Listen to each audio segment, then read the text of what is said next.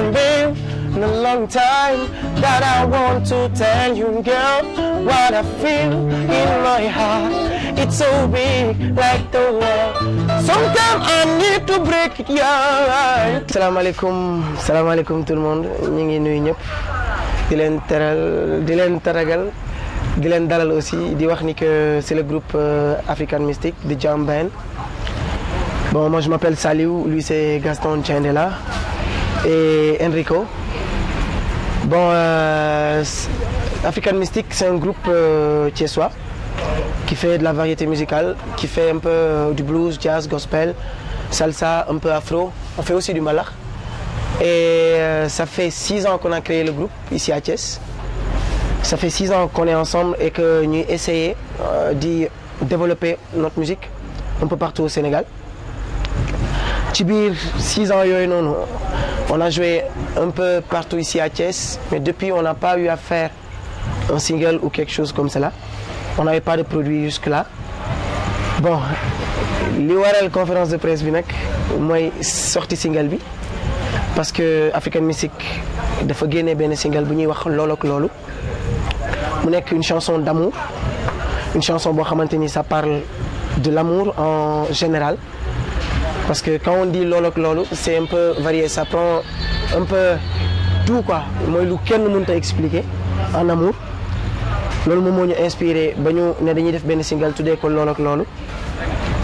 Bon, ci biir loolu African Mystic am na yeneen couleur musicale yu dul mbalax yu dul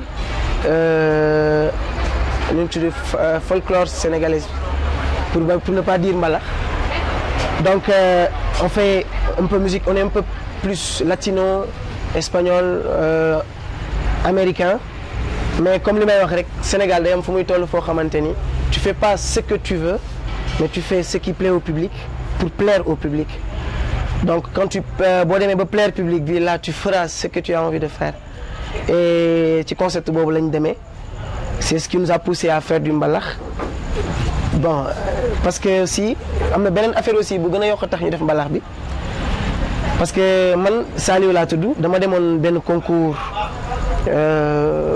boo xamante ni dafa regroupé woon 17 pays africains ñu koy wax The Voice Afrique francophone. Bon, j'étais allé représenter le Sénégal, j'étais pas le seul, on était 10 bi ñuy dem. Yàlla def na j'étais le seul bi fa desoon, je suis allé jusqu'en quart de finale. Bi ma nee ba quart de finale, bon, j'ai été éliminé à cause des votes. Donc les gens se demandaient, la plupart des Sénégalais sur les commentaires sur YouTube et un peu partout sur Internet, ils se demandaient que est-ce que c'est vraiment un Sénégalais? Parce que làkkuma wolof benn yoon ci The Voice te woyuma fa benn morceau boo xamante ni c'est un morceau sénégalais.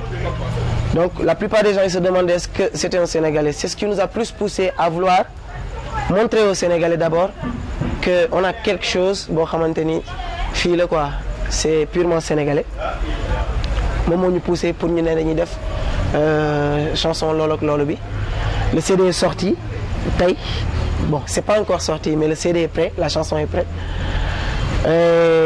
Dañoo fas yéene génne ko le 15, c'est-à-dire après-demain lañ fas yéene génne chanson bi fii nii Thiès parce que avant tout Thiès lañu am ku nekk sa fief nga am.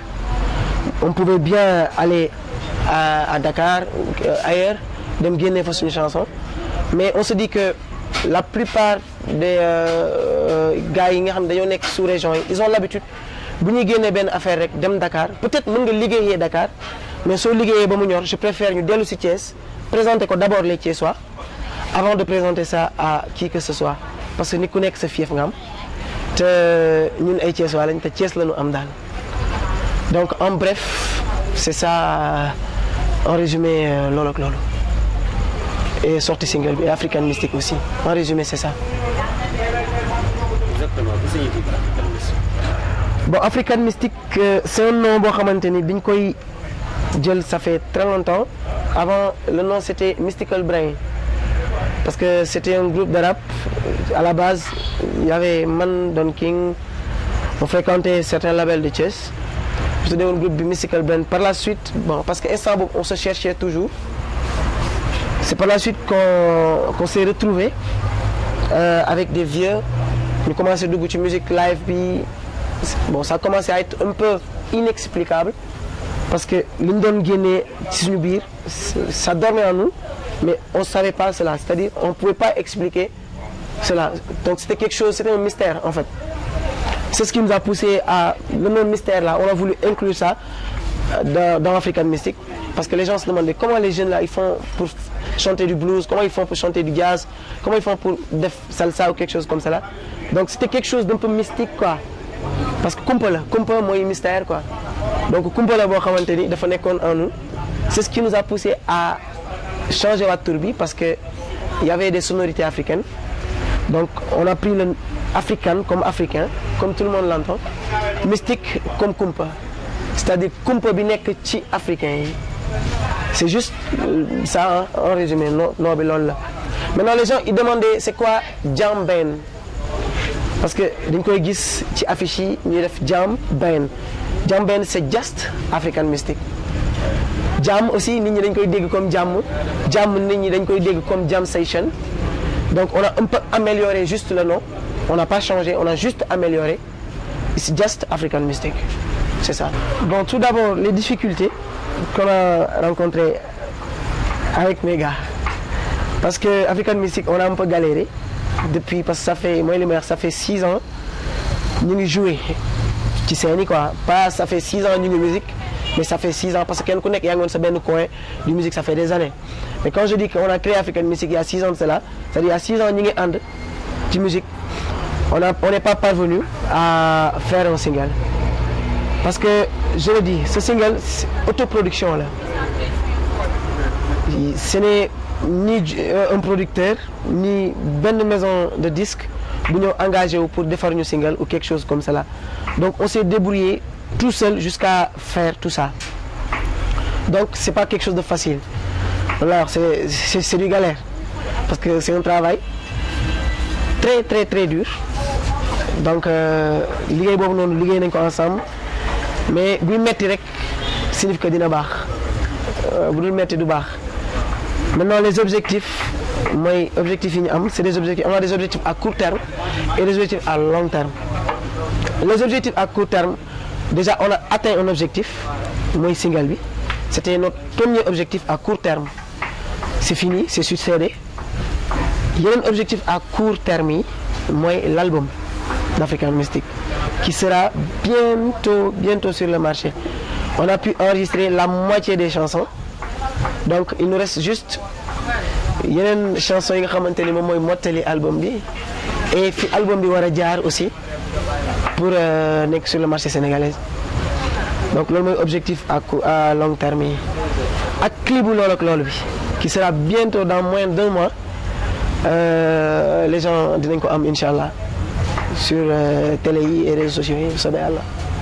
Première fois bi ñuy jouer ensemble fii la Madiba, donc fii moom mooy base mooy suñu fief, loolu laay wax.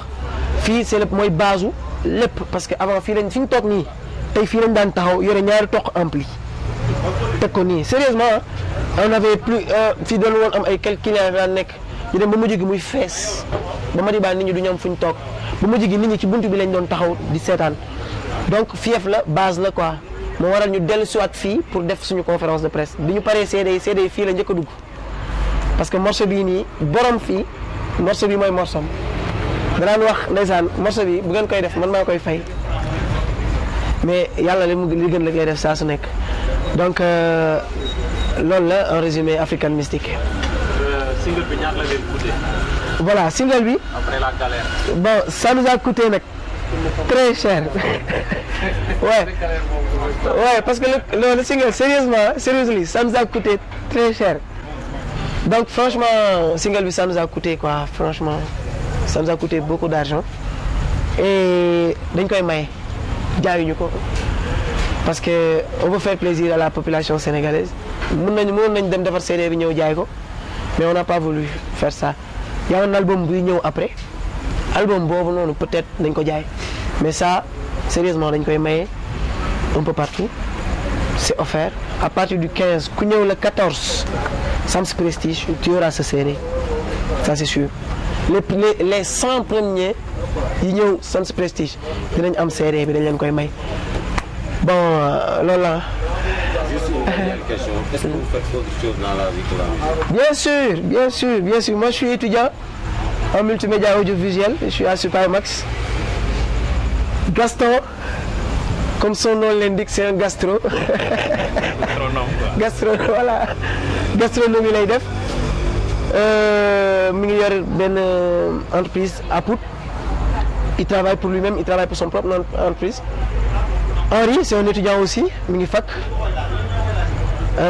Sofal, c'est un étudiant, mi ngi def licence am ren. Don King, il a fini presque sa formation en multimédia. Bon, gars yëpp ñu ngi ci ku nekk yaa ngi ci benn affaire daal boo xamante ni c'est en dehors de la musique, parce que on a tendance à dire que les musiciens sénégalais bëgguñu jàng, c'est-à-dire dañuy arrêter seen études à cause de la musique. Nous non, on combine les deux, c'est-à-dire on essaie jàng loo xamante ni ça va nous permettre de faire une autoproduction, parce que bu fekkee da nga dem jàng multimédia, jàng audiovisuel, jàng son nu mu tudd audiovisuel, tu pourras te faire une autoproduction si tu as le matériel qu'il faut.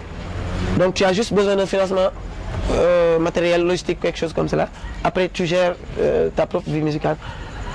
Donc musiciens sénégalais ñu ngi commencé di yeewu ci affaire boobu. Peut-être am na ñoo xamante ni ils ont arrêté avant, ils n'ont pas eu la chance. Ñenn ñi ñu ngi daw di jàngiwaat. Ñun nag ay xale lañ ba léegi on est de très jeunes, comme di ko kii di on est de très jeunes. Ouais. Donc on a le temps, franchement on a le temps. Am nañu doole aussi pour liggéey pour jàng quoi.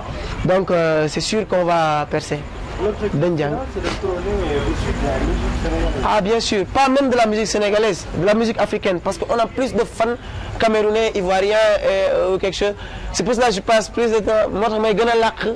C'est pourquoi je parle plus français, pour que ñoom aussi ñu mën a comprendre, parce qu'on a plus de fans ivoiriens, camerounais, gabonais, un peu partout. Parce que boo duggee sur internet, même sur YouTube, un peu partout, boo defee The Voice, boo xoolee les commentaires, tu vois plus les Camerounais, les Ivoiriens, ñoom ñooy commentaires que plus les Sénégalais. Parce que les Sénégalais, ils savaient même pas que j'étais un Sénégalais, donc ils n'ont pas... Tu vois, voilà. Donc on essaie d'abord d'imposer suñu teg suñu empreinte Sénégal.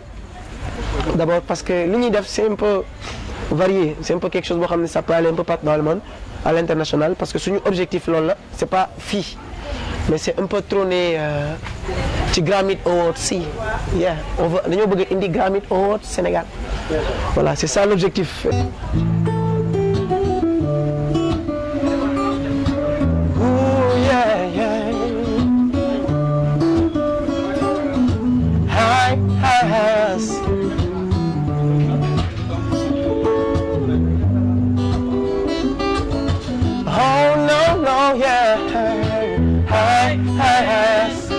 I say, oh no, yeah, hi. I say, oh no, yeah, hi, no, yeah, hi. It's been a long time that I want to tell you, girl, what I feel in my heart. It's so big, like the world. Sometimes I need to break it, yeah, to show you inside. I cannot choose another way, 'cause baby girl, you my only. Me now let me tell you, girl, li ma yëg ci sama xol benn I want to tell you, girl. Me now let me tell you, girl. Xol benn I want to tell you, girl.